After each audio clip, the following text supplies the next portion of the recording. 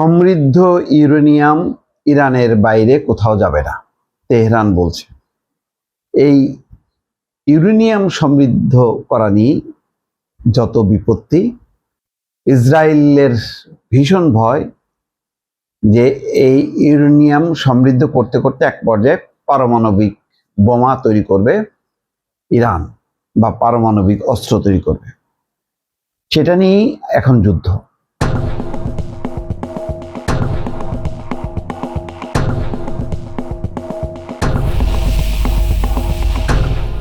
Iran বারবার বলছে তার এই পারমাণবিক কর্মসূচি শান্তির লক্ষ্যে, অর্থনৈতিক উন্নয়নের লক্ষ্যে, বিদ্যুৎ উৎপাদনের লক্ষ্যে, কিন্তু সেটি বিশ্বাস করছে না ইসরায়েল এবং যুক্তরাষ্ট্র।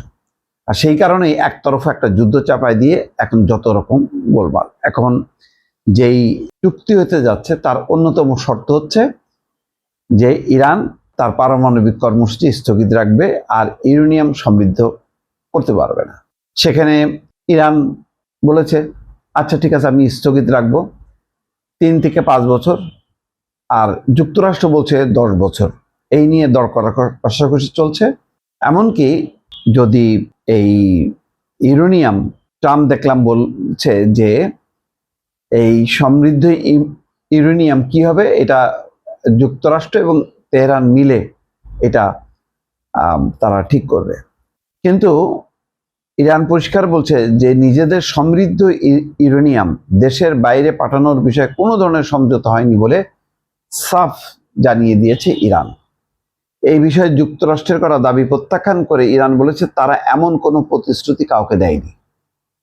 ইরানের জাতীয় নিরাপত্তা কমিটির মুখপাত্র ইব্রাহিম রেজাই আল জাজিরাকে বলেন, ইউরেনিয়াম সমৃদ্ধকরণ শূন্যে নামিয়ে আনা বা তাদের শান্তিপূর্ণ পারমাণবিক কর্মসূচি বন্ধ করার কোনো প্রস্তাব তেহরান সুস্পষ্টভাবে প্রত্যাখ্যান করেছে। এই বিষয়টিকে ইরান তাদের কৌশলগত রেড লাইন, চরম সীমা হিসেবে বিবেচনা করে। এদিকে মার্কিন প্রেসিডেন্ট ডোনাল্ড ট্রাম্প বলছেন ইরান তার সমৃদ্ধ ইউরেনিয়াম মজুদ হস্তান্তর করবে। এমনকি গতকাল শুক্রবার সামাজিক যোগাযোগ মাধ্যমে এক পোস্টে লেখেন, যুক্তরাষ্ট্র সব পারমাণবিক ধুলো অর্থাৎ নিউক্লিয়ার ডাস্ট নিয়ে যাবে।